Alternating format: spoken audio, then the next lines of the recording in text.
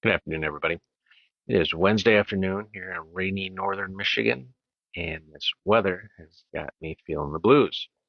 Part of it's the weather, the gray, rainy, bleh, all the ugliness.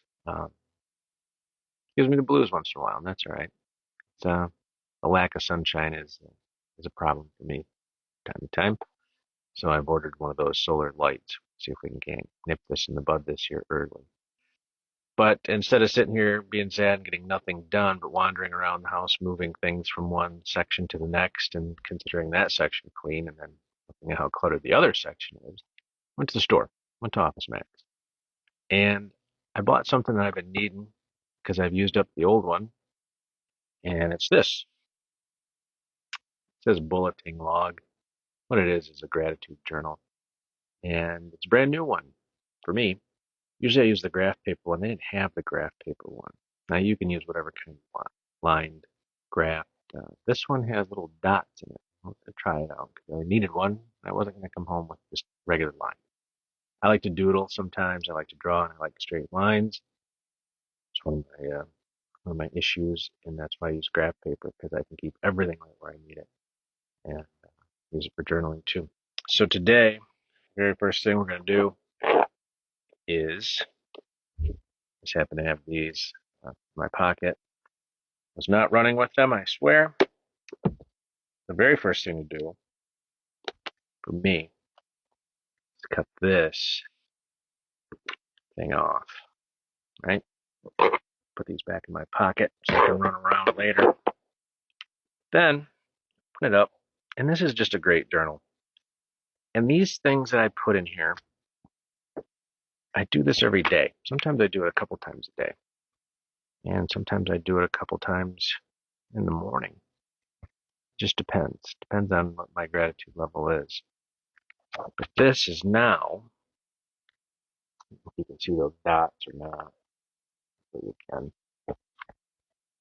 Every day, I start my day with gratitude because there were some days that I didn't.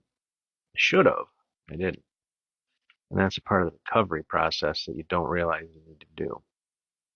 And today, I didn't start that way. I started off a little bitchy, a little pissed off, expecting a phone call. It hasn't come.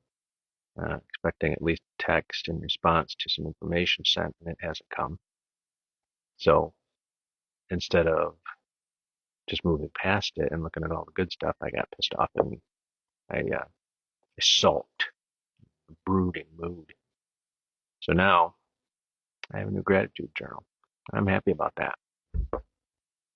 There's lots of things I could fill this thing up now on a daily basis if I had the time, if I had the ink, which I happen to have my new favorite pen, Tool brand, 0.7 millimeter. I use the medium. The fine is too fine, and 1.0 is too big. So I really got to find a new pocket for those scissors. Those are uncomfortable in the front pockets. Not really running around. Anyway, we're going to start talking about these gratitude journals. And if we're going to talk about recovery, and we are, and how I started my first book, it started from something like this. When I would go to my meetings, my coffee, my AA meetings in the beginning, I would scribble stuff down on bar napkins, pieces of paper, until I got brave enough, which was silly. Didn't need to be brave. I just needed to just not be myself and take one of these with me and take them into the meetings because there was so much good information. And then as I would go through these things and look at my old notes, I mean, I still do that for inspiration today. I have been flat ass dead on writing this new book. I got through chapter 10 and not through it. It's still there, not done, but I think it's close to being done. And I wanted 30 of these chapters done so that we could release a book in November. It's not going to happen. It might happen in December. It might happen in January. I'm going to focus on doing the right thing, which is giving you a quality book, giving me something to be proud of, something to talk about. So first entry in this book is my mom. I'm going to write that down because I get a letter from Mom every week from out west, and I went out and surprised her and my little sister and family a couple weeks ago on a whim, and it made an impact. And Mom wrote that in her letter, and I was pretty happy to see that.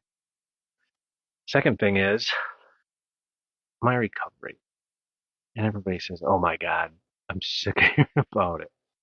I can understand that. For some I can't. Um, I talk as much about my recovery whilst I'm in here as I did about my drinking when I was drinking. It let me, instead of reaching for a bottle, let me say, listen, there's a problem. You have an issue here.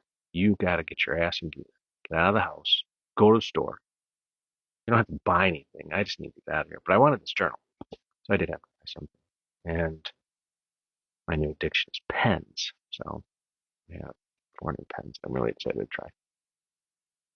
Recovery allows me to do a lot of things that I couldn't do before. Third thing, the house. The stuff that pisses me off, that I moved from one end of the house to the other. I was homeless. I lived in a pole barn. And I could move things around, but I was still in a big empty building with no running water, no facilities. Boy, having to dust is sure a lot better than having to find some place to take a shower. So there you go. There's my 3 things. I'll show you how I write it. Um, not all of my TikToks will be this long or this static, but just so that you see this, it is C.R. Gibson signature bulletin log notebook. If you can see that or not. They have them on Amazon too. I'll put it in the hashtags, Derek. Good Lord. I've talked long enough. That's the gratitude. Now I'm dizzy. I need to go work out. I need to do some activity. Too wet to rake, and I will never, ever, mark this down, ever own a leaf blower. Never. Will rake until I can't walk. Never. All right. That's it for today. Next ones will be shorter. I needed to get something out there. I just need to talk to you guys. I'm isolated out here in the woods. You're my friends. Thanks for listening.